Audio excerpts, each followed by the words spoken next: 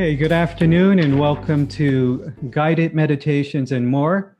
My name is Ade Richardson and this is normally a 8 a.m. Eastern Time meditation, a daily meditation, but as many of you know, I've also been hosting interviews with spiritual teachers, seekers, and just various types of people, professors, and they share a little bit about their journey on the spiritual path. And tonight I have this afternoon, I have the great pleasure to have with us for conversation, Enoch Davis. Welcome, Enoch.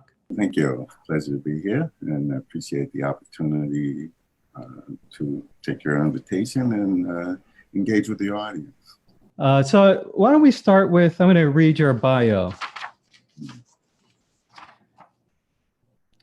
So this is Enoch Davis is the primary practitioner and founder of Sojourn Acupuncture Center here in Pelham, New York. That's where I live, and that's where I met Enoch.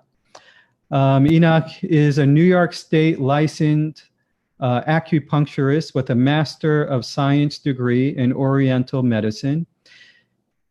His goal as a skilled structured touch professional, structured touch is defined as touch that is intentional, trained, and experienced, is to function as a health facilitator. He seeks to assist the body's own innate ability to be self-regulating and self-healing by integrating various complementary and or alternative holistic modalities. So we'll go into a little bit more details about that in the interview. Educating others and promoting wellness while preventing and treating disease and premature aging has always been the focus of his intention.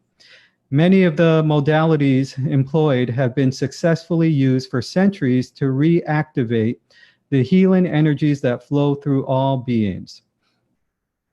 After completing graduate school in TMC in America, and TMC stands for Traditional Chinese Medicine, his studies continued in China for 3 years, where he received advanced and specialized training.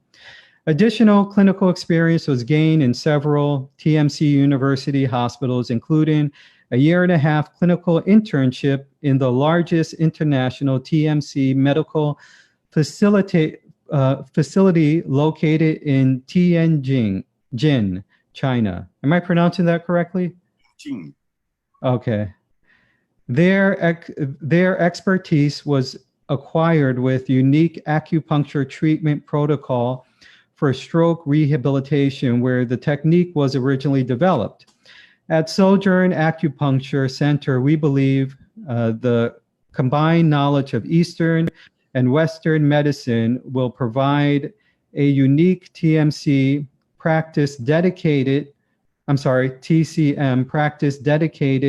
to making a significant difference in the lives of others by helping them restore and maintain their health, thus improving the quality of their lives. So welcome again, Enoch. And so where to begin? Let's start with, I was always curious. I don't think I ever asked you where you grew up. So I grew up in New York from, I'd say, about the age of 8, born in Cleveland, Ohio, and lived in Brooklyn a couple of years. And then for the most part after that, it was Queens, out on the border of Queens and Nassau County in a small town called Laurelton. Okay, where in Brooklyn? Brownsville, New York. Yeah, Brownsville. Yeah. Okay, so you went. It was mostly Hasidim, and I remember on the Jewish holidays it was me, William Santiago, and June Moon.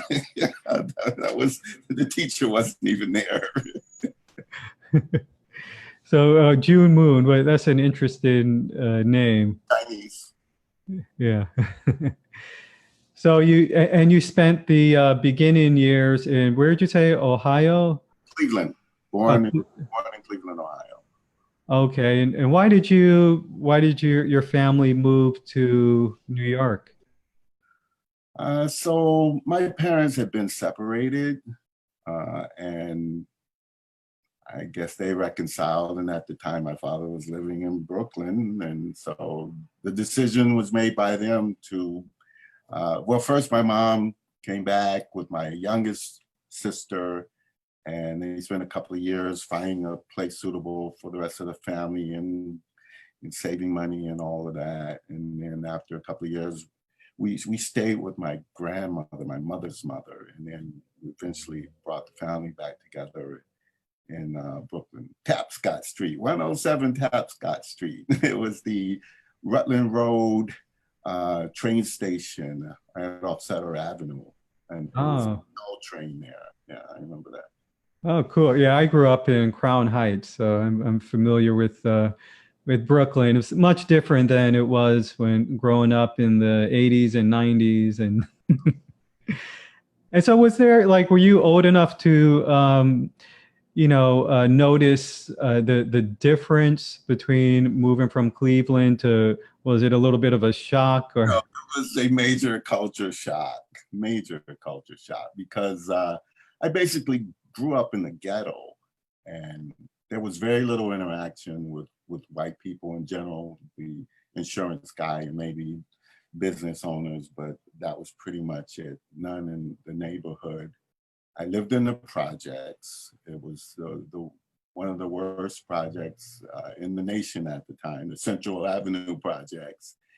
And I was exposed to a lot of violence and poverty and all of the things that you find in ghettos. And yet I was too young to understand the politics and the situation that I was in, and it was all that I ever knew. So I didn't question it. My grandmother lived in another very bad ghetto area. It wasn't a project, so we lived in a house. But so that was my early upbringing. So Yeah. moving to Brooklyn was another world. It was another world. It was the first time that I really had any firsthand interaction with white people, and most of the class that I was in was white, and all my teachers were white. And so it was, and I didn't understand what a Jewish person was. So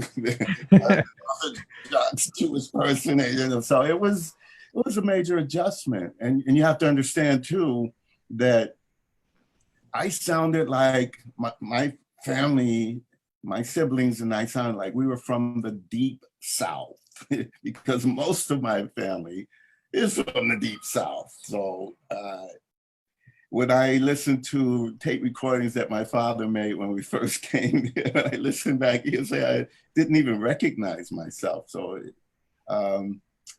it probably was one of the single most things that had a huge impact on the person that I became. And I shudder at the thought of what my life would have been had I continued to grow up in the environment that I was born into. So I attribute that move from Cleveland to Brooklyn. It was a game changer, a major game changer. Yeah, and was your at that time when your mom moved with you guys to and who do you have siblings? Was it Yeah, so I have three sisters, the only, okay. the only boy. So I Yeah. grew up in a female-dominated household. You throw my grandmother in there, another female. So yeah, definitely, that was the situation. And what did your was your mother working at the time? Yes, my mother was a nurse. Ah, Played a big role in my interest in medicine, yeah. primarily because I remember at times when I was sick with, the usual childhood illnesses, I felt so cared for and nurtured by her and so reassured. I knew that she knew what to do and how to do it. And she always gave us a little more tender, loving care during those times, the attention, and I always felt better. And I just remember wanting to be able to do something that made other people feel that the way that she made me feel when I wasn't feeling well, as far as healthcare was concerned. So I always had in my mind that I wanted to be in the medical field, that I wanted to be a doctor. And that was probably the running theme throughout my childhood. Whenever anyone asks, what do you want to be when you grow up? I always thought of medicine. But what about medicine? I mean, besides your mother and the desire to, care for and help people, was there also a fascination with the science behind it, or a curiosity with the body, or with just science in general? Yes, that was my favorite subject. I always loved science. I always did very well in science, and I was keenly interested in science and biology specifically. And there was a respect that went along with being a doctor. And of course, everyone knows that doctors made a lot of money. I'm sure that was part of the draw. But also my grandparents played a role because they were both uh, ministers in the church. My grandfather owned the church, so I spent 3 days a week in church, all Uh-huh. Sunday and like Wednesday and Friday. I grew up in the church, and they were involved in a Christian cult that incorporated a healing ministry as well. So it wasn't unusual for me to see my grandparents gathering herbs from the side of the road and growing them in their yard and making these medicinal concoctions and uh, doing healing treatments on people. And to me, that was kind of good and it was bad. It again reinforced my interest in medicine and treating people. But I think it also created a sense of magical thinking in my mind, and that I wrestled with for a period of time, related to what is real and what can you really accomplish with energy medicine. I had to work that out in my head. So the when you say magical thinking, it was, was there kind of, would you say that there was, because I don't look at that as necessarily a bad thing. I mean, is it part of the natural curiosity, kind of open into different possibilities and potentials and things like that, or when you say, what do you mean by magical thinking? Magical thinking in terms of thinking that you can, uh, if you focus on something, that you can make it happen, or if you believe strongly in something, that it'll become. And to a degree, yes, that's part of realizing and crystallizing a dream over time, but there has to be underlying work that goes with that, not just, Ah, yes. you can't just think it and it becomes. But when you're actively doing something and you're thinking, then there's a much better chance of it becoming, but not just saying, oh, I want this to happen. So Yeah. I had to reconcile that and realize the limitations of just thinking and it appears.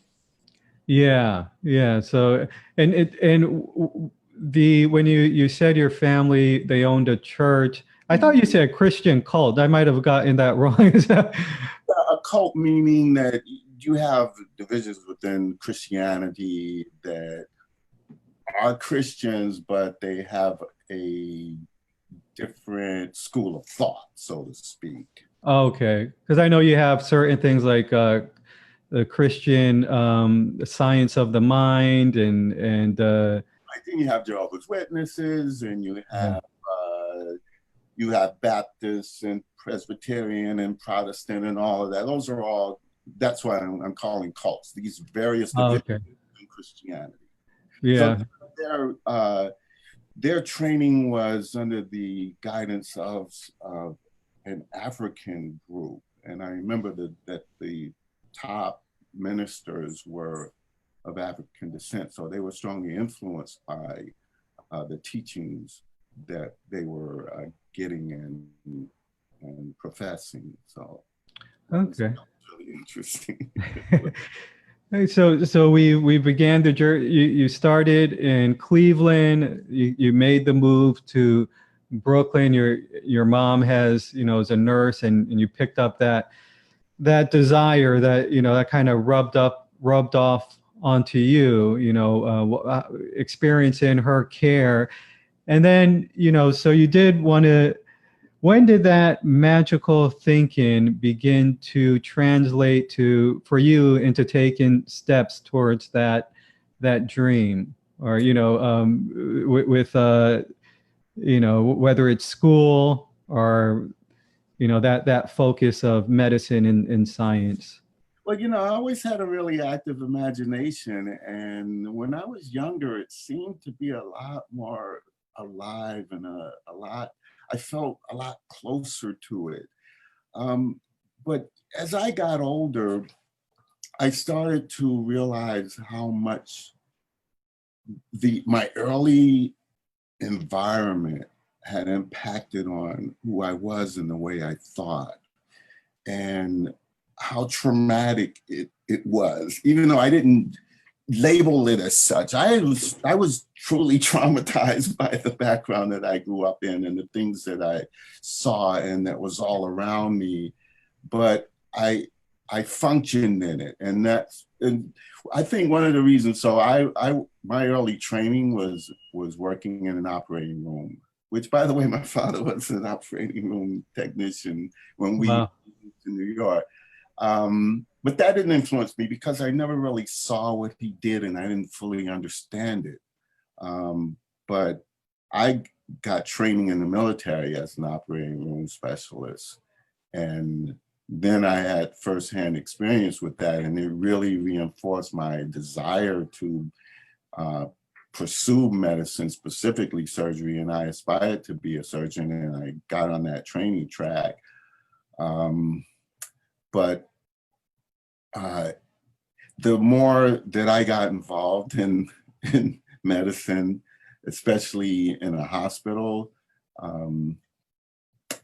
the more I realized that it didn't really jive with my temperament about how our bodies function and my idea of healing and the politics that were involved. And at a certain point, especially when my father was ill, and seeing how he was cared for, I felt like I was aiding and abetting a crime against the human body by being involved in it. And once he died, he changed my life by leaving me his pension that had just kicked in. So I got like 98% of it. And it gave me freedom to make choices that I wouldn't have made otherwise. And one of them was to go back to school and to pursue a more holistic approach to medicine, and that was massage school. So I started there, and the exposure that I got to all of the different techniques in massage school just reinforced my interest in that field. Yeah. Now, I also want to say that when I got out of the military, there were two things that I was interested in. And one was joining the Peace Corps, and the other was to become an acupuncturist. And this was 1973. So yeah, I imagine it wasn't a one of the popular things back then. How did you hear about acupuncture? So I'm an avid reader, and that was something that my mom instilled in me. She just read constantly, and she always had a bookshelf, a whole wall of books of all kinds, including encyclopedias. available for us, and I feasted on those books. So I traveled all over the world through those books, and I was reading this one book on holistic medicine. It really had a big impact on me. It was called Survival into the 21st Century by Viktoras Kulvinskas. Ah, And so when I got out of the military, my desire to improve the quality of my health accelerated, because I had really gotten very dirty internally from the lifestyle that I led while in the military. And I felt like I needed to clean up my act. I had been a martial artist and an athlete. I ran track in high school, and I abandoned all of that while I was in the military. So I really felt like I needed to clean up my act. And so I started reading holistic medicine books and things like that. And he had a book by Dick Gregory, believe it or not. His book was called Cooking with Mother Nature. And Dick Gregory was a comedian and a Black activist in the 60s. And he would, at one point, had gained like 270 pounds and was drinking a quart of scotch a day and got really polluted. And he went on this fast. He fasted for 40 days and he lost all this weight and he cleaned out his body, and he just assumed a very holistic lifestyle. It's vegetarian, and he wrote this book, and it changed my life. You know, I read it and I was like, wow, I got to try this. So I didn't have any health concerns that I was maybe 22 now.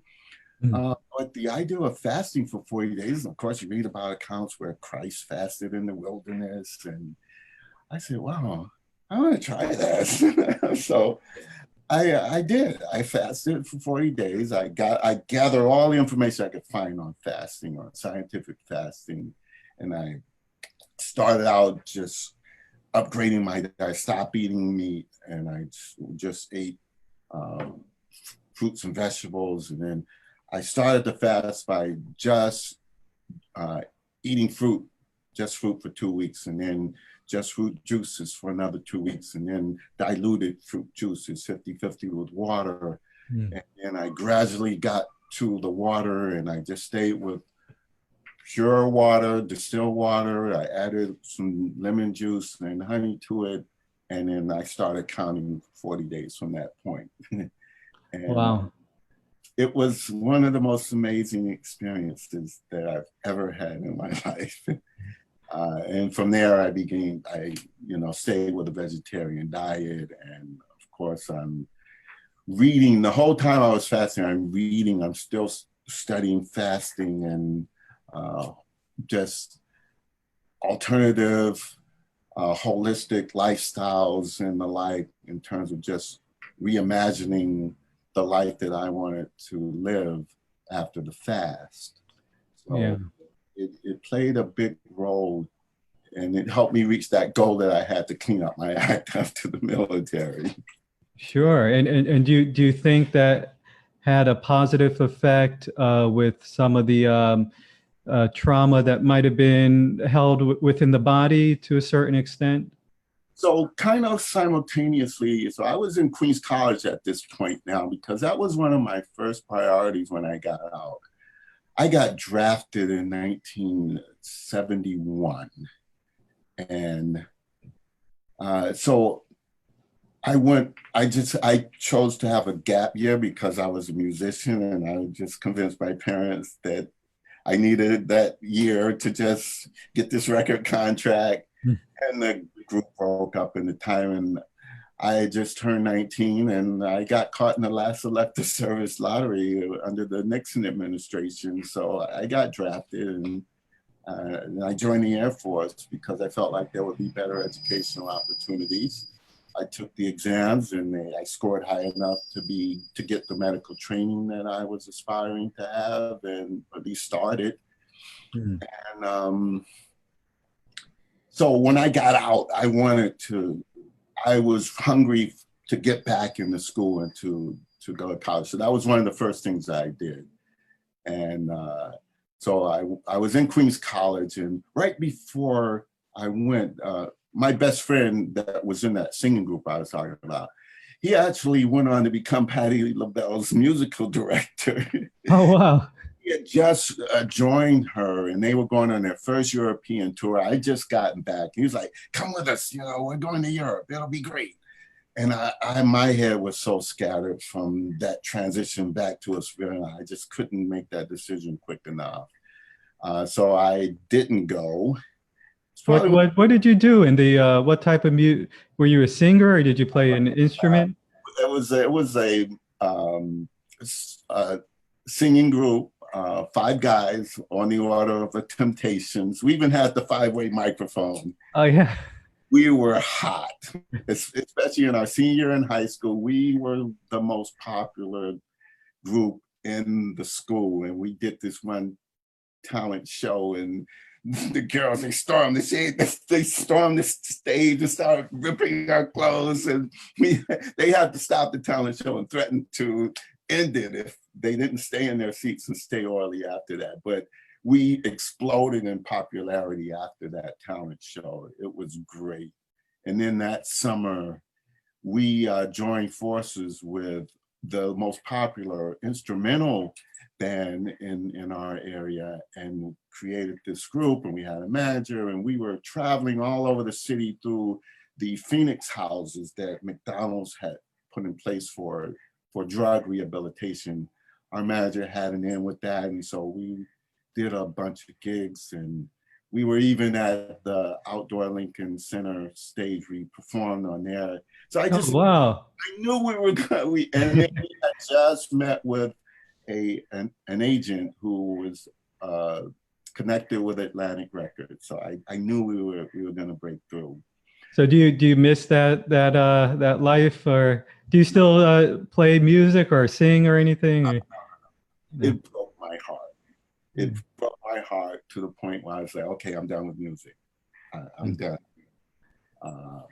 Other than my love for it, my aspirations to live. And the other thing was that my best friend who joined with Patti LaBelle, he traveled all over the world and met all these celebrities. I met Patti and the girls, LaBelle at the time. They had changed from the Bluebells. I went on the road with them for a couple of gigs, and he died prematurely at around the age of 40. That lifestyle killed him. Yeah. The drugs and having enough money to buy the highest quality drugs and as much as you wanted, and the travel and all that goes along with it, it just burned him out. And boy, I think I dodged a bullet on that one, because I would have with him. So it clearly wasn't intended for me to go that route for whatever reason. And so you chose to go. Was that around the time you started Queens College? Yeah. So while at Queens College, so right before they went on that European tour, he said to me, I got to turn you on to this thing. It's great. We're going to do it together. It's called Transcendental Meditation. And he says, when I come back from Europe, there's this free lecture we can go to, and we'll check it out and we'll do it. And so I got really excited about it. I was like, okay, great, hurry back. So meanwhile, I'm walking around Queens College and I see this poster, TM. I was like, oh, that's what Bud was talking about. So I said, well, I'm going to go check it out and see what it's all about. So when he comes, I can let him know and we'll go together and do it. So I went to this free lecture that was on campus, and there was no waiting. I had to do this. So I figured, okay, well, I'm going to do it. And then when Bud comes back, I can really give him the lowdown on it, and we'll take it from there. Turns out he never did it. We never went to a lecture together or anything. He never expressed any other interest, but it changed my life. It literally changed my life. I hear a lot of around that time, say what you want about TM, and I know nowadays it's I don't know if it's still the same now, but I know that it's kind of expensive nowadays compared to, I think it was free back then. Never been more expensive. It's like so they had a student component. If you were a student, they gave you a discount, much lower rates than they had the student centers that were generally close to, if not on the campus. The one that I went to in Queens was off campus, but it was very conveniently located. It was nearby.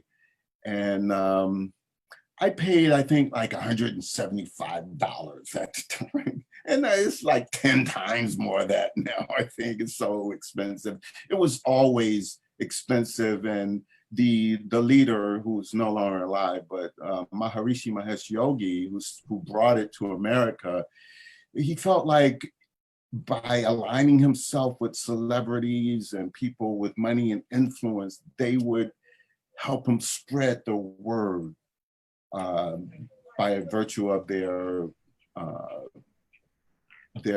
celebrity and their fame and their influence. So yeah. And maybe it worked to a certain extent because the influence that TM has had on many people's lives. I just did an interview yesterday, and the teacher, same thing in the 70s, TM, and my teacher was a TM teacher. So, and these people are doing things that are helping so many, not all of them, but, it's had a long lasting effect. Absolutely. There were very few Black people in the organization. I never met a Black TM teacher. I know they have them now, but back when I started, when I went to retreats and other activities, it was rare that I saw another Black face. And part of it, and I really had an issue with them in the early days, that I felt like this was something that could really have a big impact on Black people and people who didn't have the resources to be able to become part of it. Now they do have scholarships and programs for people who are interested but can't afford it. So yeah, that's a good thing. But and what did it why were you so attracted to it after? What about the TM experience kind of lit the flame for more inner searching? So when I was in the military, after a while, I started to have this pain in my neck. And then it became really chronic, and it was there, and it was so annoying. And I went to all of the doctors, and all basically said, there's nothing wrong with your neck. This is stress, and it's muscular tension. And I couldn't wrap my brain around the idea of stress, something in my mind causing physical pain like that. But the very first time that I learned TM and I sat down and meditated, that pain went away. And I was like, this is it. I found the answer. The pain, that was really the thing that drew me the most. That after all of this time and complaining, and that very first meditation, I literally felt like a piece of chocolate or butter in a hot pan. And that pain just started melting away. I could feel the muscles slowly relaxing, and then it was gone. And I knew that, okay, this is what I need to do. This is what I need to do. So that drew me in, and I became super committed to TM, and I wanted to be a TM teacher, but it cost $10,000. Oh, wow. $10,000 back in 1973. 74, and that was beyond my means. And then you had to go away for 6 months. So you had to be able to travel to wherever it was that they were doing it, and you had to have the resources to live during that time. And I just didn't have it. And that was a big regret, because I really, really wanted that. But I was able to muster up $2,000 to go away to a retreat in the Catskills And the way I got it was my mom actually gave it to me. She knew how committed I was. She saw how the changes that occurred to me when I started, and she surprised me and gave me the $2,000. So I spent 6 weeks up in Livingston Manor in the Catskills on a retreat doing advanced training, and that was a big change for me, eating a total vegetarian diet prepared by people who know how to cook it and make it taste good, and being around other meditators and meditating 4 times a day and rounding, doing yoga asanas and all that goes with that. It was amazing. It was amazing. And So was there, it helped me to release a lot of that stuff that I brought with me from my childhood.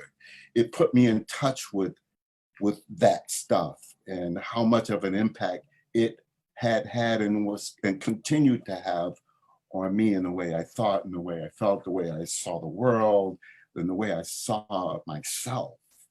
So, would you say it also had like a kind of a contrast effect with how you saw your father was treated in the?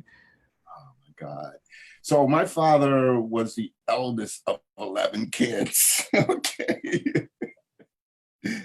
And his way, so the real opportunity for Black men, especially in those days, back in the, let's see, he was born in 30, so I say in the 50s, was the late 40s, because it was the Army. It was the way out. And he said it was the first time he had new clothes. He had his own clothes. He had enough food to eat. He had his own bed to sleep in. So it was a game, and it was one less mouth that his family had to feed. And it was opportunity to travel and the benefits and the income. So he went in as a career. It was short-circuited by his health because he was sickly as a child. He had rheumatic fever, scars on his heart, and he spent, as a child, he was very sickly and confined to bed for a lot of time. But as he got older, he grew out. He was even winner of the Golden Gloves in the Army and a paratrooper. So he overcame that. And it's interesting because I saw pictures that I wish I had the wherewithal to talk with my parents more about what their lives were like before they married and before they had kids. But I saw pictures of my parents in Paris, the Eiffel Tower. And that was by virtue of being in the military. And especially then when air travel was so expensive, especially for Black people to travel to Europe, that was something special. And my mom got to do that. So I don't know a whole lot about what their life was like, but he was in Korea in combat and in the trench warfare. I don't know the extent of his injuries, but he was medically discharged. And as I understand now, they called it shell shock then, but it was post-traumatic stress syndrome. Yeah. This was before you were born? Yeah. Yeah.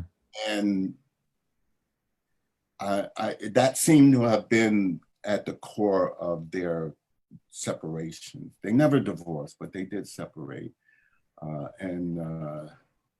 So I always remember I didn't know him as a child because he wasn't around much. But whenever he was, I just was so drawn to him. And when he was gone, I remember I would be crying and missing him. So when we moved to Brooklyn, I didn't know him. I didn't know him. This was my first real day-to-day interaction with him that I remember. And I was terrified of him. And at one point I hated him because he had a very hardcore mentality, and he was very strict, and he beat me. My parents physically abused us as children, and that was part of my stuff, like wondering how could they love me and beat me. Yeah. I didn't understand that. But fortunately, as we got older, once I turned like 15, our entire relationship changed and we got really, really super close. And I began to understand him a lot better. And the bottom line was I realized that my parents did the best. I believe they did the best that they could do and knew how to do at the time. And having grown up in the Depression, and God only knows what their childhood was like. Yeah. I just feel like what they accomplished with what they started with was phenomenal. Sure. And I never questioned whether they loved me or not. Yeah. So And I reconciled. and so speaking of the so now let's go back to the college years and the TM. So you go to this sort of retreat in the Catskills, and I want to eventually get to your journey to China and to learning about the Eastern medicine, and the alternative medicine. So what would you say led to that? I know you did the massage. Yeah, so massage therapy. So I didn't go to acupuncture school in 71 and in 73 when I got out, because at the time you had to be a medical doctor to practice acupuncture in America. Nixon was invited to China by Mao Zedong in 71. And that was the beginning of the renewed diplomatic relationships between China and America. And he took a press corps with him. And James Reston was a reporter with the New York Times, and he got appendicitis while in China, and they did the surgery there, and they treated him. They gave him acupuncture, and he came back raving about acupuncture, and it incited a lot of interest in the medical community in the States, primarily though for anesthesia, for pain relief, pain management. That's why even today people think of acupuncture in terms of pain relief, because Sure. that was the interest in it, even though it's capable of doing so much more, which the Chinese always do and always used it for. So that was the beginning of medical circles looking at acupuncture. And so the closest school, that kind of made me I realized, okay, I'm not ready for that now. I have to put my interest in acupuncture on the back burner. What can I do in the holistic field now? And so that was my interest in medical massage. I saw that as being more in keeping with my temperament about health and our bodies and how they function and all of that, without using drugs and invasive methods. And so in massage school, it opened the doors, and I saw so many other alternative modalities that fascinated me.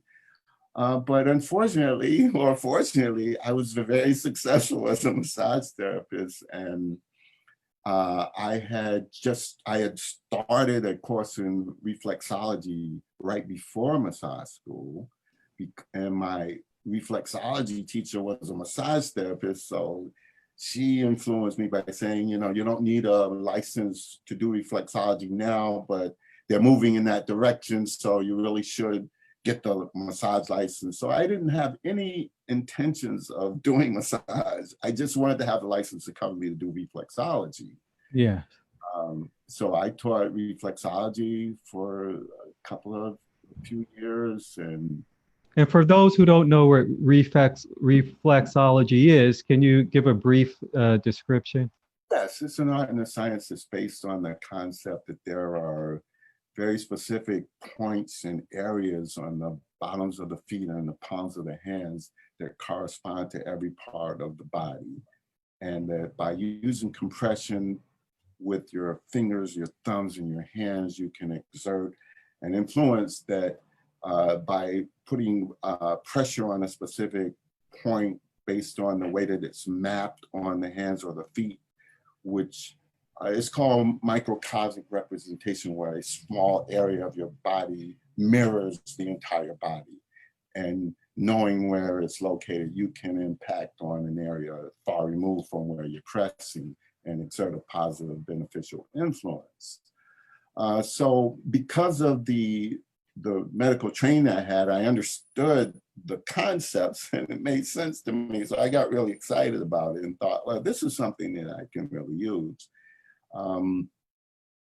So I built a really solid practice, starting with reflexology, because like I said, initially I had no interest in massage therapy as far as reflexology, as far as relaxation and feel good purposes. No, my interest was definitely medical, and the reflexology fit that bill. So I built a practice and it was so successful that it kept acupuncture school on the back burner for a lot longer than I had intended it to. But at a certain point, I said, wow, if I don't go to acupuncture school now, I probably never will. So in the late 90s, like 98, 99, I started acupuncture school. I reignited, and it had changed a lot. At that point, there were several schools here in New York. You didn't have to be a medical doctor, and they were offering, they initially offered a bachelor degree. And when I started, I got a dual degree. I got a bachelor's in professional health science and a master's degree in Oriental medicine. And I got certification, national certification in Chinese herbology at the same time. So it was an accelerated program. I was able to complete what would have been probably 6 years. I did it in 3.5 and could have done it in 3, but it took me a while to make that transition so I was working part-time to pay for my tuition for the bulk of that time I was in school, which made a big difference in terms of student loans.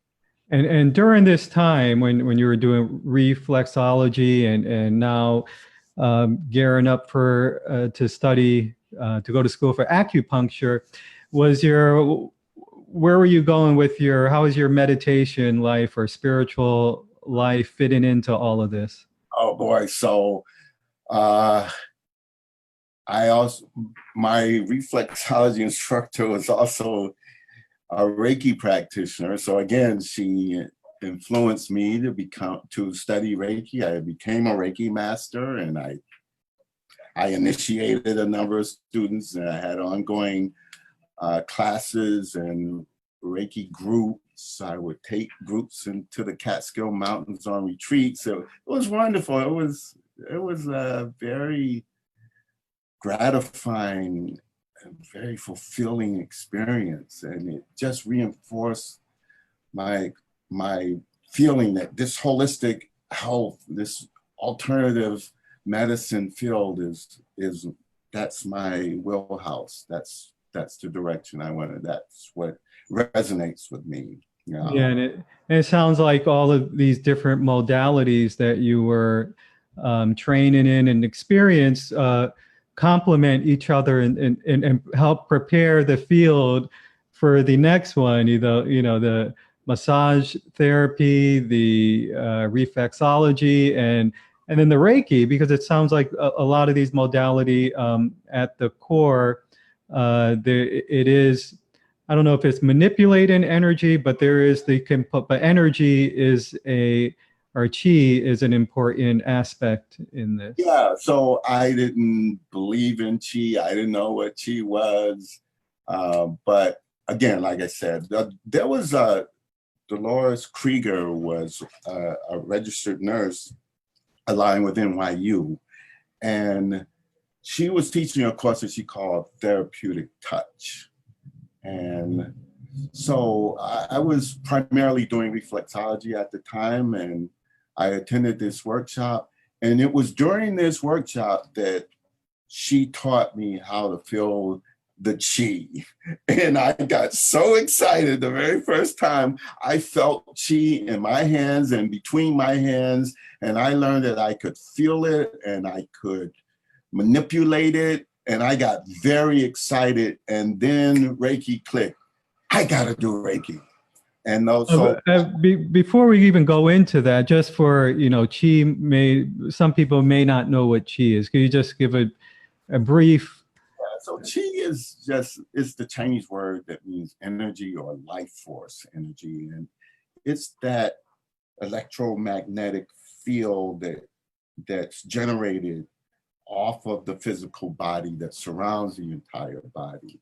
And it's the energy that circulates through the invisible pathways in our body that conducts that chemical, electrical, magnetic energy that creates the rhythms that we can see with an EKG or an EEG, infrared light equipment that is undeniable.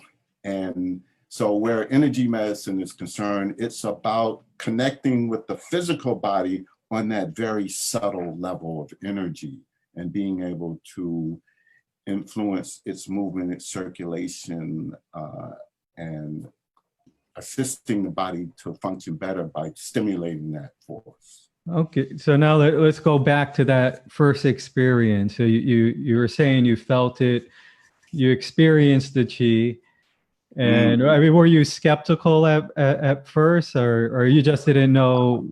Consummate skeptic. I was skeptical about reflexology because I'm working in the operating room and they're talking about you can touch a point on your foot and feel this and get rid of a headache. And I'm like, yeah, right.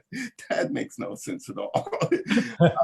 But what convinced me was during that, it was a free lecture and then they paired us up with other people who came who had even less medical training and knowledge that I did. And in the hands of someone who'd never done it before, I'm laying there and I started feeling energy surging in my body. And I'm like, what? I couldn't believe it. So that made me really curious, like, what? There's something to this? This really works? So yeah, that drew me in. And it made me take a closer look because I couldn't deny what I was feeling.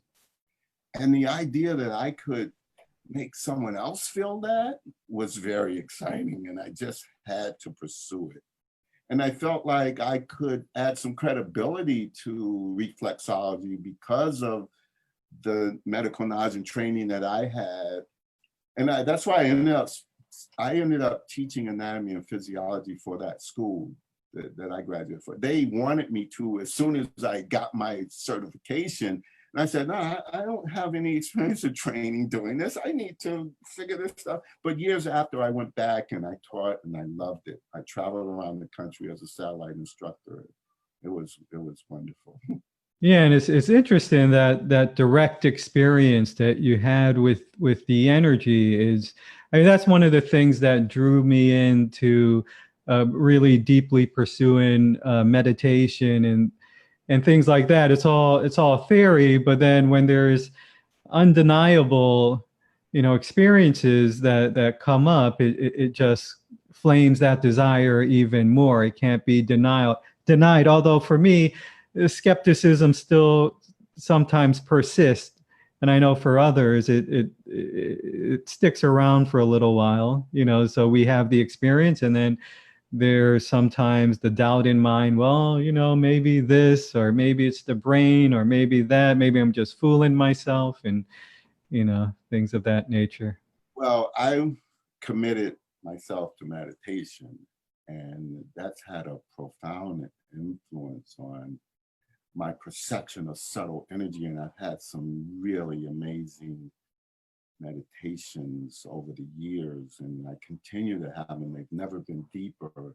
And while I had connected from the TM organization, I didn't stop meditating, but it's different when you're in college. You've got plenty of time to do that, but you start working in the real world and you have family and you just don't have time for that. But about a year ago, I just had a really strong desire to reconnect with the organization, and I did. And so I was curious to see how it had changed now that the leader died in 2008 or something, and how the organization was being run and how it's changed. And I started doing activities, retreats, weekend retreats, and I've gotten advanced techniques, and I've just, and so I had, normally you would do 2 meditations a day, and I had just been doing 1, but I had gotten advanced techniques before, and I started committing myself to meditating at least twice a day again. And so it's deepened my experience of meditation, and lots of wonderful new experiences have come out of that and continue to. So. And I want to get back to some of that, but first, let's go back to really interested to hearing about the journey to China. So in my first year of graduate medical school, I realized that, wow, I love this is what I've wanted. I didn't realize I wanted it as much as I did until I started. And the first year is the toughest because they want to kind of weed out the people who aren't serious about it. And they make it really difficult, and they pile up a lot of work on you. A lot of it I didn't have to do because I already had some of the science prerequisites, anatomy, physiology, neurology, all of that I'd done already, so I got the credit for it. And so my workload wasn't as heavy, but on average, you carried 18 to 21 credits a semester. It was an accelerated program, so you had to, and it was year round. There was no summer break. We went to school year round. We got at most 3 weeks right around Christmas time. And so people there were a number of students who realized, no, I didn't know it was going to take this much work, and they drop out. But I hung in there, and I just loved it. I just loved it. And I really committed myself to it. And I was very fortunate because the professor in charge of the herbal pharmacy in our school, he saw something in me, and he bent the rules, and he said, you can work in the pharmacy. And that was, I would have paid them to have that opportunity. And I was in there for the rest of my time in school. So for 3 solid years, and they paid me. I worked in the student dispensary, preparing herbal formulas, and it was great. It was really great, and it made a big difference in the quality of the education that I got. Do you think it would? So I knew after that first semester that I made the decision when I graduate, I'm going to China because I felt like if you're going to study Chinese medicine, you need to go to the source. So when I graduated in May of 2004, in August of 2004, I was in China. And I lived in China for 3 years. And I studied primarily the 2 principal hospitals, a year and a half each, and several other hospitals. And I got incredible training.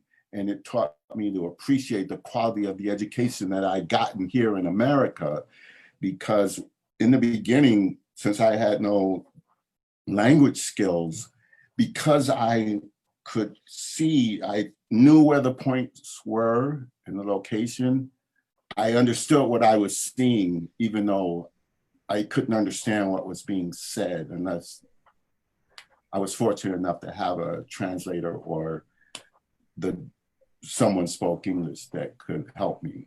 And you did go on to learn. What do you speak? Is it Mandarin or? Yeah.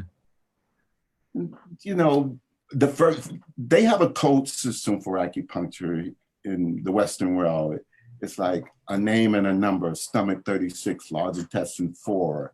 They don't most practitioners in China don't know that. So my first order of business was to learn the name of the points in Chinese so I could communicate with them, or more than 400 points. So I had to learn. So Oh, wow.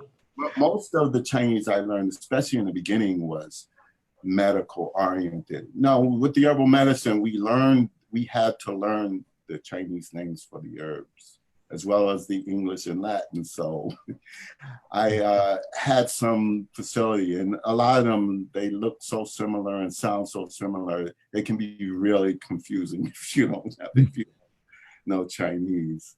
So it was very challenging, but I was up for the challenge, and it was a good part of my experience. So. And how did you take to the culture in general, besides the medical part, but just Talk about culture shock. Yeah, I always felt like, wow, I could live in China for probably 10 years and I don't think I will ever get used to it. It's so very different.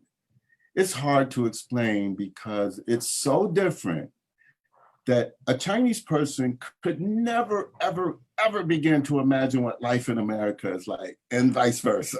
That's how different they are. It's the difference between the sun and the moon, you know, and light and day. Major culture shock. And but it was that my goal, my motivation was to learn the Chinese medicine. So I was willing to endure whatever was necessary to walk away with that piece. And I was very lucky. yeah. With doctors that literally took me under their wing and taught me, because they saw my enthusiasm and they couldn't believe that I understood Chinese medicine as well as I did. And there's a thought that if you're not Chinese, you can't understand Chinese medicine. And that was strange for me. Then after a while, I was like, I can see that. There are probably Black people that feel like, unless you're African, you can't do African dance, or unless you're Black, you can't do African dance. And that's not true either. So I could understand them feeling that way. So you took that knowledge and experience that you gained from China and came back. And did you meet Maggie, your wife, when you're? Yes, Maggie, I met the first week I was in China. Because so you have to. It's interesting. It opened getting that degree opened the door. I would have never been able to go to China without a degree, because that's a prerequisite to become a foreign expert. You have to have a degree, and it has to be in something that the Chinese feel like will benefit their people. So that was my end. And the easy way was to agree to teach English. So I went there on a worker's visa. And I agreed to teach English for a year. And I figured that would give me a chance to decide if I really wanted to stay in China, to learn more about the culture and the language, and then decide if I wanted to stay long term. So I told everybody before I left, I could be there a month, or I could be there for 10 years or longer. It depends on what my experience is. I did short circuit that training. I would have stayed longer, but my mom was sick and her health was deteriorating. And so I felt the need to come back and be with her and be one of her caregivers. Yeah. I came back sooner than I would have. And was she still in New York at the time, or in Brooklyn? Queens. So, Queens. Yeah, that's right. Became the family house. Yeah. Yeah. And your sisters, are they still in Brooklyn or well, in Queens, or? I have one sister in Brooklyn and one in the family house in Queens still. Okay. Oh, nice. Yeah. So you guys get together for holidays and things like that. So my youngest sister she's the one that everyone goes to on the holidays for the family meals and things like that. Yeah, that's house now. Yeah. And so now let's I know you spent some time. So in terms of the meditation practice, there you did you continue meditating, or I think you said you had kind of moved away from TM. Uh, I moved away from the organization as far yeah, as activities and going on retreats and going in for lectures and things like that, because I just my life, my schedule, it was too much. But I still meditated yeah, for the most part. There were periods when I paused, but I never stopped. yeah, And because I got too much out of it. With TM, you just get so much energy from the meditation, especially if you have an advanced technique. And I got so much energy and so much mental clarity and focus. The benefits of meditating, I could never justify not doing it because of the benefits that I got from it. Mm. Oh, great. Yeah, I've gotten a lot as well. It's been a real asset in my life. And let's bring it to sort of present moment. I actually met you. I was, Enoch and I both where Enoch works his place, the clinic. Would you call it a clinic, or yeah, is in Pelham, New York, and that's where I am as well. So one day I was walking by, and I saw your clinic, and I popped in, and I think we sat down for, it was probably like 45 minutes. You were just talking to me, and he gave me kind of a rundown on, I was having some energy imbalances at the time, and we talked, and we did I think we did a one session was just to see how I took to it.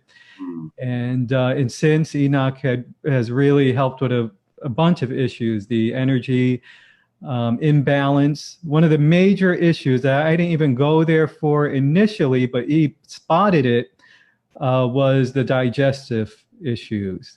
And I bring that up because I think that's an important subject to touch upon. And we'll get into a little bit of this stuff now, because I've had digestive issues all of my life, and at the time when I came to see you, I was weighing more than, they say I should have weighed at the time, and feeling constipation, stomach cramps, feeling tired all of the time, just not feeling well. And with the acupuncture treatments, and also the herbal medicines and other things that you suggested, I'm today like 30 pounds less than I weighed then. And sorry to be blunt, but regular, it's I don't feel bloated, or, it's always gassy, and I just feel just healthier, just feel like I did when I was in my teens. I won't even say my 20s, because I was doing a bunch of other crazy stuff at that time. But it's really helped a lot, and so I just wanted to mention that, and just to go into the importance of digestive, having a healthy digestive system. I think it's really, when it's not, it can be the cause of a lot of illnesses, and a lot of, and especially today with dealing with this virus, COVID, that's going around. There's a lot of people that are concerned. There's a lot of people that are getting sick, or have loved ones that have gotten sick, or just concerned about themselves and the health of their kids and their loved ones. So I know I just said a lot there. Can you talk a little bit about on that? Absolutely. So it goes back to my training in Chinese medicine. And we have the 10 questions, that we ask during an initial intake. And one of those questions is related to your digestion, and then there's your bowel movements, your appetite, your energy level, all of those things. And a big reason is because in Chinese medicine, there's a basic understanding that the food that you eat is converted into blood to nourish all the cells in your body. And that's no different from Western medicine. So we're on the same page here. The idea is that the blood in Chinese medicine, there's a saying, Qi is the commander of blood, and blood is the mother of Qi. The mother of Qi, okay? So they travel hand in hand. There is no separating Qi and blood. That means that when you lose blood, you're losing Qi, right?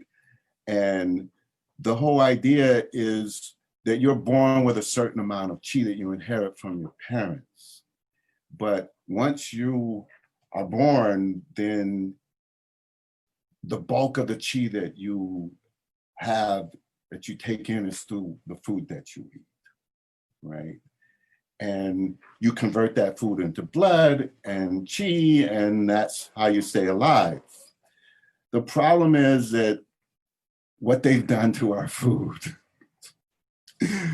is so bastardized now with chemicals and additives and preservatives and dyes and colorings and antibiotics and hormones and all of these things that it's prevented our bodies from functioning as they would were they not in our food. And clearly food these days is the most toxic thing that we do on a daily basis, is we eat, because it's just loaded with toxins. And at a certain point, we reach a critical mass point of toxicity where our bodies just can't keep up with the rate that we're bringing toxins into it. And the second piece in that really throws, a brick into the works is the introduction of an antibiotic. It's like an atomic bomb exploding in your gut, or a forest fire. It wipes out 90% of all of the microorganisms that are in your body. But the bad guys, so you have healthy bacteria and you have unhealthy bacteria. The unhealthy bacteria, not very virulent, and the healthy bacteria can keep it in check. But after an antibiotic, the bad guys tend to grow back faster. They proliferate much faster than the good guys. And then they start outnumbering them, and they exploit this imbalance by starting to penetrate through the lining of your intestines. So normally when you eat food, the blood that's created goes directly to your liver. So the digestive tract is considered a tube within a tube. All of your guts are contained inside your body, but they're not a part of your body yet until they enter your bloodstream in systemic circulation. And before that happens, the blood that's been converted from your food goes to your liver to filter it. The liver is the largest organ in your body, and it's designed to neutralize toxins and to filter the blood. Then it goes to the heart and it's circulated throughout your body.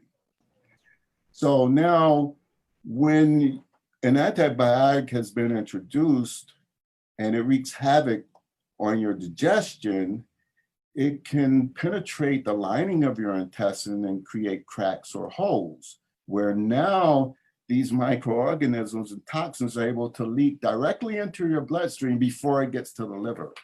And this sets the stage now for a leaky gut syndrome, right? And unchecked toxins now circulating throughout your bloodstream, which sets the stage for chronic degenerative illnesses and diseases and autoimmune disorders. And this is when your health starts to slowly decline over a period of time. Unless something is done, it will become a downward spiral. And so we're seeing this now with the autoimmune disorders, like just proliferating. And it's primarily because of faulty diet and antibiotics and poor lifestyles, not getting enough sleep, not eating proper foods, eating too much food, all of those things. And then you throw in recreational drugs and alcohol and the like, and it just becomes impossible for the body to keep up the speed with the rate that the toxins are flowing into our bodies. And if this is the lifestyle of a parent, then that child is going to come in with a certain level of toxicity that you didn't see back in the 50s and the 60s and the like, because all of those additives and preservatives weren't in our food supply yet. So now kids are born with it, and that's why you have now a generation where they're saying they're developing diabetes as teenagers. And they're starting to see all of these autoimmune disorders and chronic degeneration occurring so they're saying that this generation won't live as long as their parents. Oh, wow. Parents will actually outlive their progeny. That's a sad commentary, but it's happening. So at a certain stage of my practice, like when we first started having treatments, I didn't have this protocol in place, but I needed it. And that was the idea of, I was introduced to pharmaceutical grade and strength probiotics, supplements that are in a spore form. So for something to be a probiotic, yogurt and fermented foods don't fit the bill because they're not true probiotics. For something to be a probiotic, it has to have 5 microorganisms that are able to survive the hurdles in your upper digestive tract, in the stomach, the bile salts and the digestive juices and the heat. If they're destroyed at that level, they'll never get to your intestines to implant in your microbiome and proliferate. And then to stake out territory amongst the trillions of bacteria that are in your microbiome so that they can colonize and exert a beneficial influence over your body. So the microbiome is the core of your being. And if it's not balanced and functioning the way it was intended to, your health will be compromised.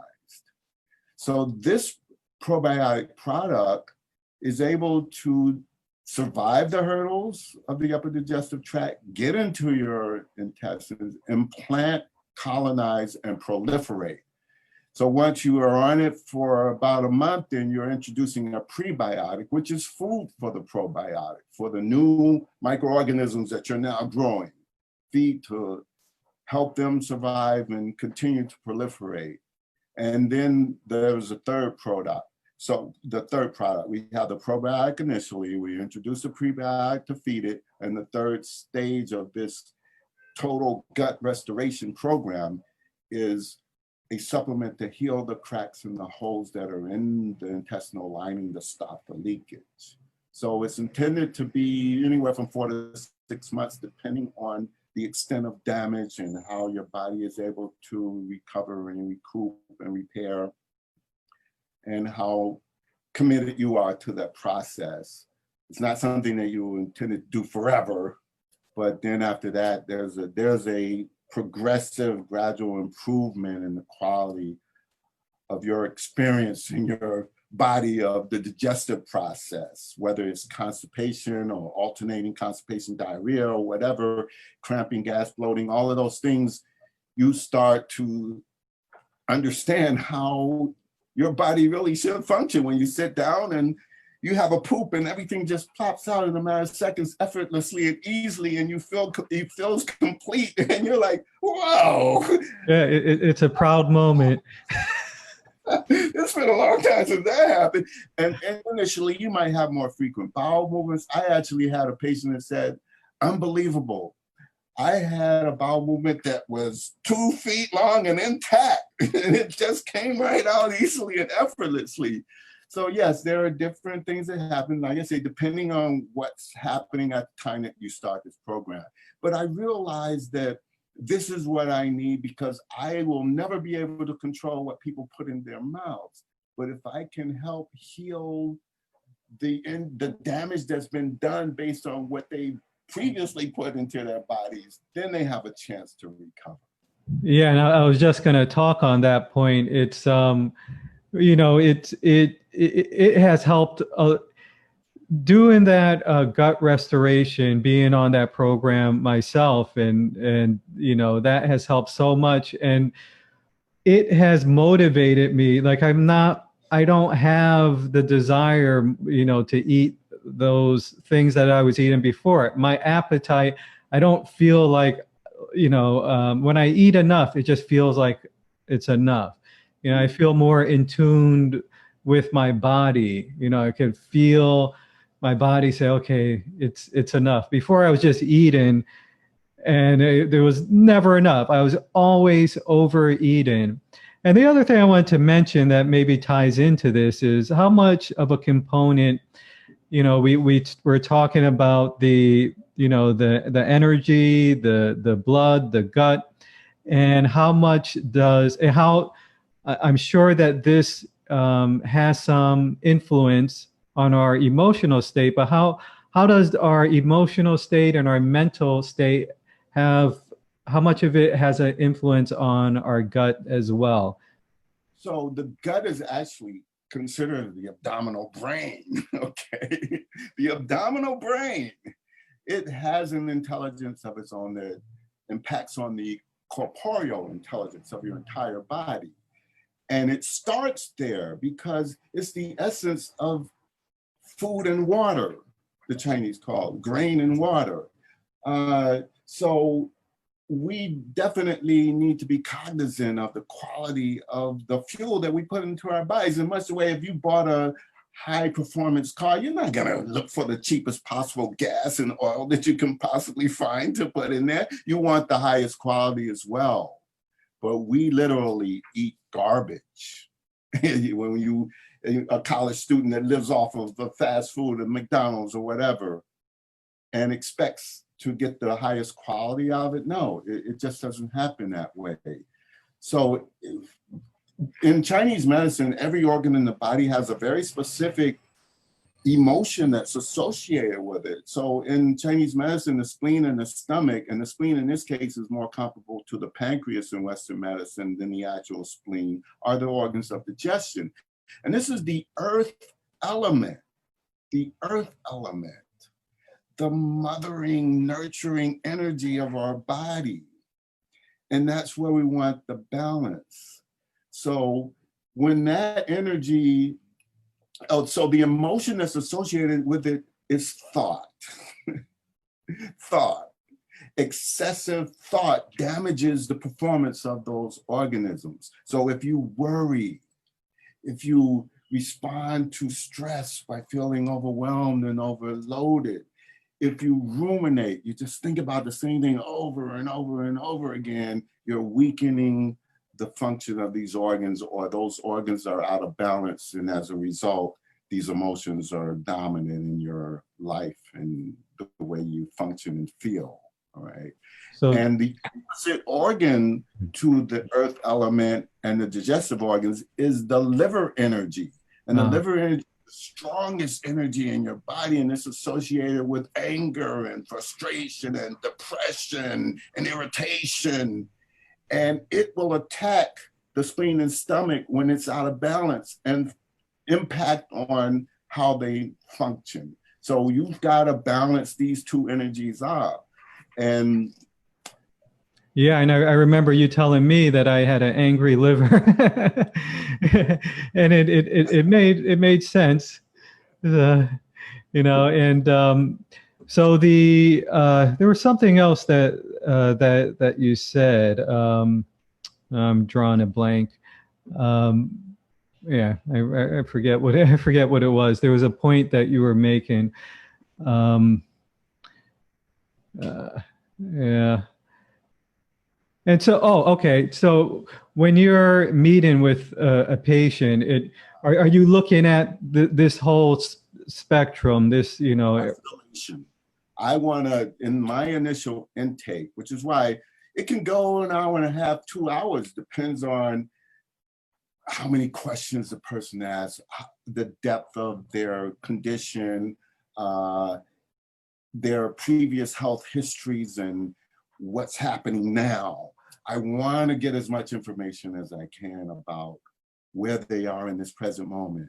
A lot of times I can't treat a problem that you no longer have, but I want to get a sense of what's happening now and what has happened that's continuing to influence what's happening now. So we have a branch and we have the root. The branch are the symptoms you're currently experiencing. The root is what's beneath. It's like pulling up a weed. If you don't get it out at the roots, it's going to keep growing back, right? If you just cut it off on the ground level, yeah, it looks like it's gone. But then after a while, there it is again, and as big and strong as it ever was. So a big part of Chinese medicine is treating the root of a problem and uprooting it. So once it's gone, it's gone. All right. So it may take a little longer, but you're not going to have any side effects and it won't recur when we get to the root of the problem. So it's really about discovering. I ask a million questions that a lot of times seem unrelated to what you're concerned about, but it helps me to understand what is the pattern here, which organs are out of balance, and how is it impacting on what you're feeling and thinking and doing? And what are you doing to contribute to it? You know, so it's really about making a commitment to your health. And it's a relatively short period of time compared to how long it took you to actually get there, where you can see some major significant differences in the way you feel, in the way your body functions, and in how you think as you begin to get balance. It's not a static state, but when you're out of balance, it can be like this. And what we're looking for is not this, but something more like that, where it's not perfect, but it's not that far off. And it's the difference between night and day in terms of the way many people feel inside their bodies. And that's a big part of what else I want to educate the person about. How in tune are you to how you feel in your body? Because so much of our energy is directed outside of us, other people, other things, our jobs, our lives, our home. And we rarely make the time to turn our energy within, which is what the meditation is all about. Yeah.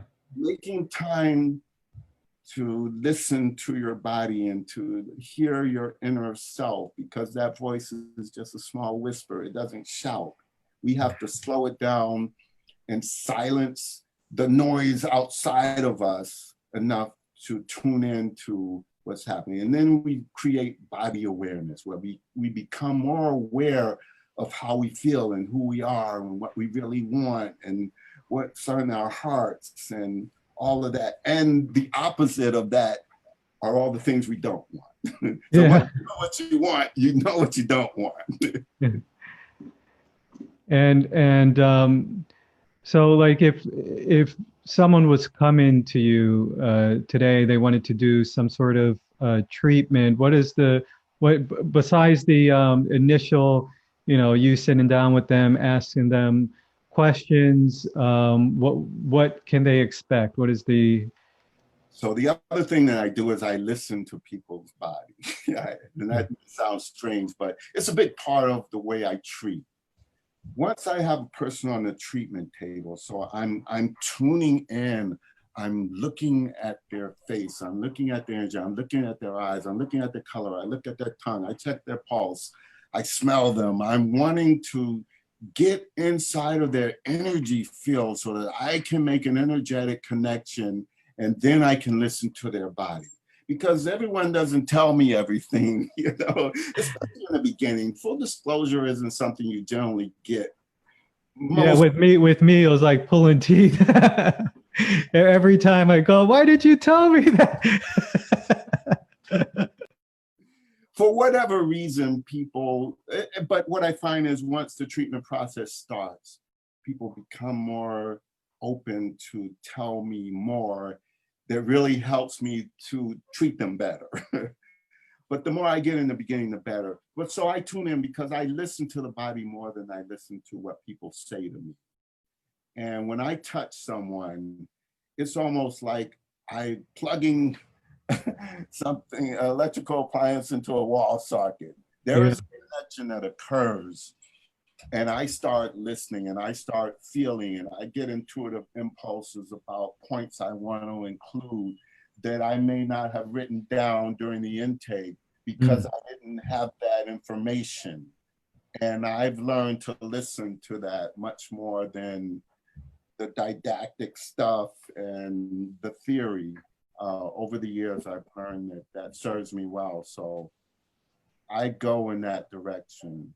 And inevitably, people give me pieces that help me treat them better over time. But every treatment is preceded, as you know, by how'd you feel after the last treatment? Yeah. How do you feel now? Has there been any noticeable change in your condition? Because what you tell me is going to guide me. If you tell me that, well, I don't really feel much difference, I'm not going to do the same treatment. That's the definition of insanity. You keep doing the same thing and expecting a different outcome, right? And I also like the confusion method, I call it, that I want to keep the body stimulated. So our bodies have an incredible ability to be adaptive.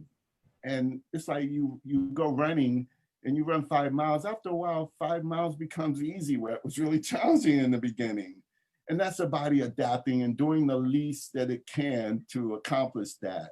So to prevent that from happening, I hit the body in different angles from different directions so that it can't figure out what I'm going to do, and it has to keep responding.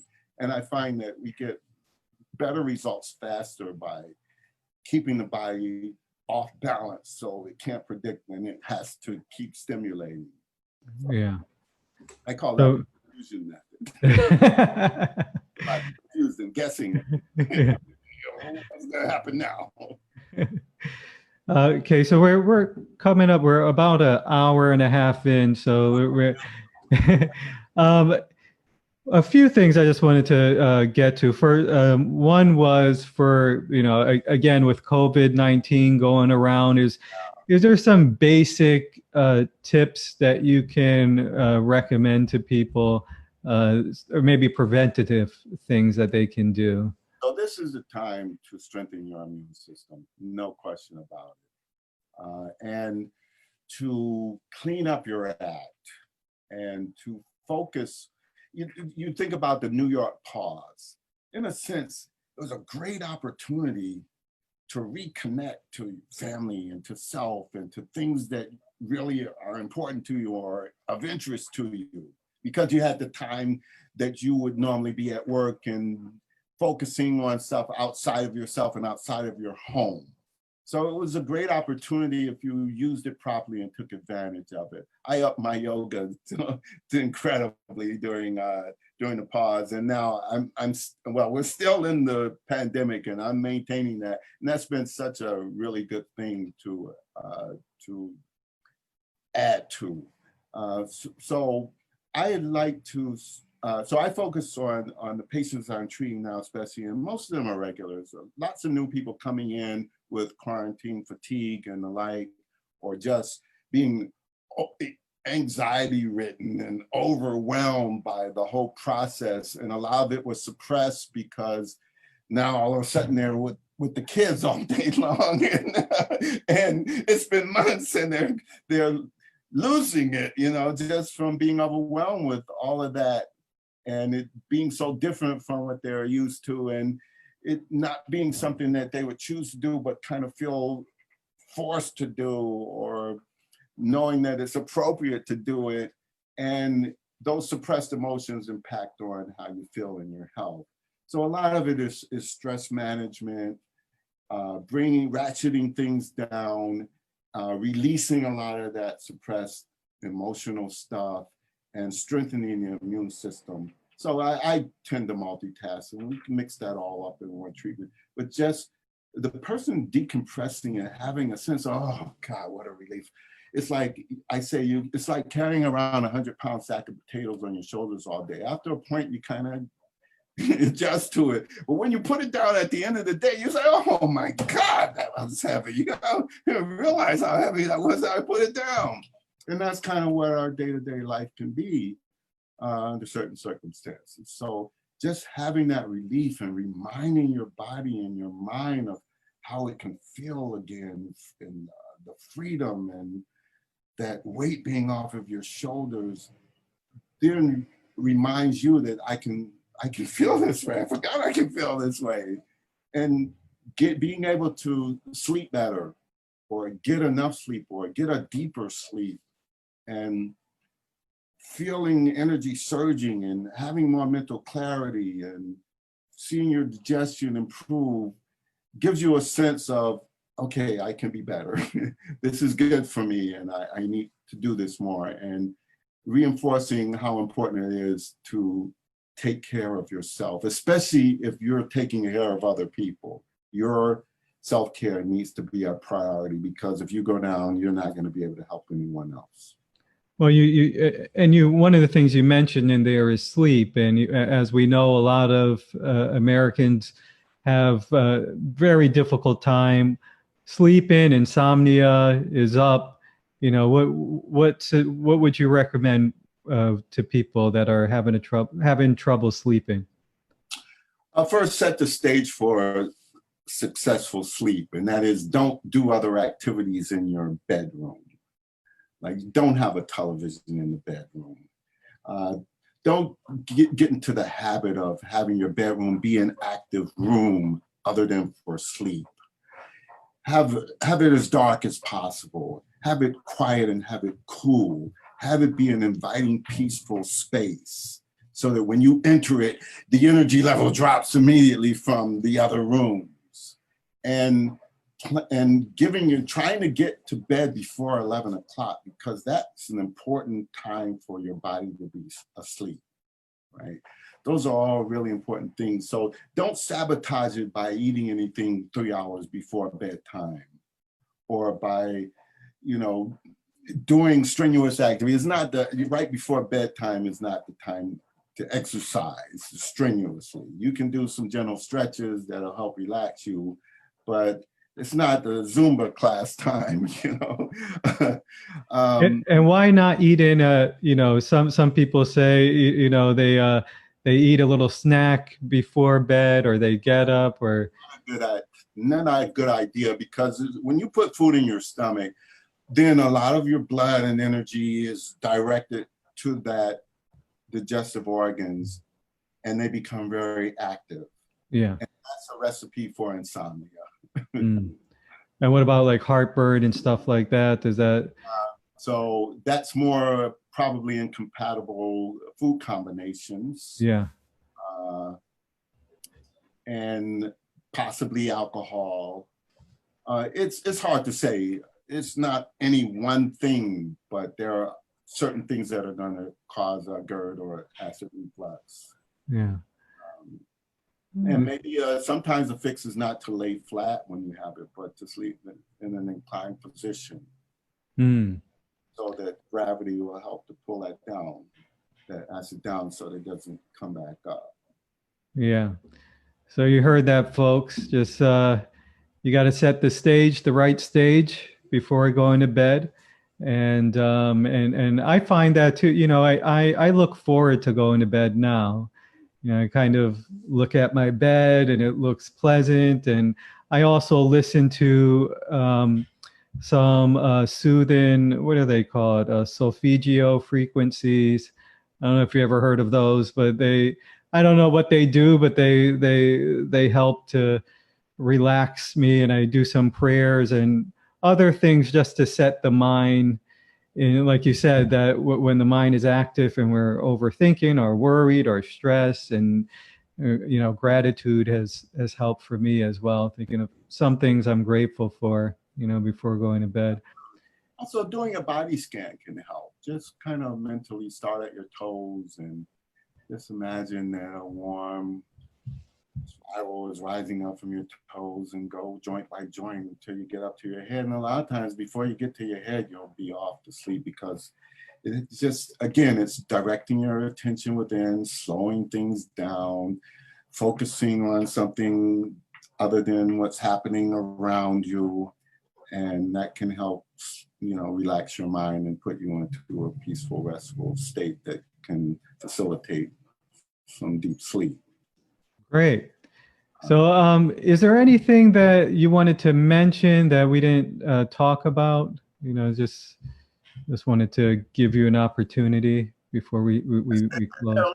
Times, based on our condition, that we do require some outside intervention by a healthcare professional, and acupuncture is a good option. And if you haven't experienced it, it's certainly worth at least trying. But keep in mind, one treatment generally is not enough, especially if it's a chronic condition. But a series of treatments can re-educate your body and remind your body of how it can function better and differently. So it's about finding and committing to some form of self-care that you can do over a period of time and make it a part of your life.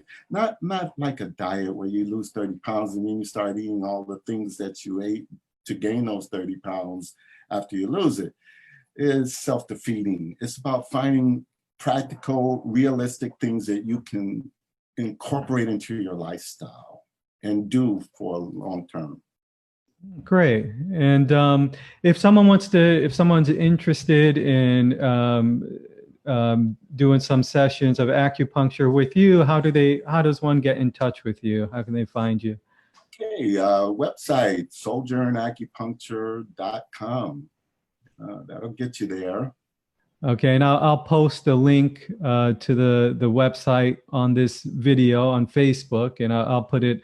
I'm going to create a YouTube video as well, like I always do with these interviews, and I'll put it on there as well.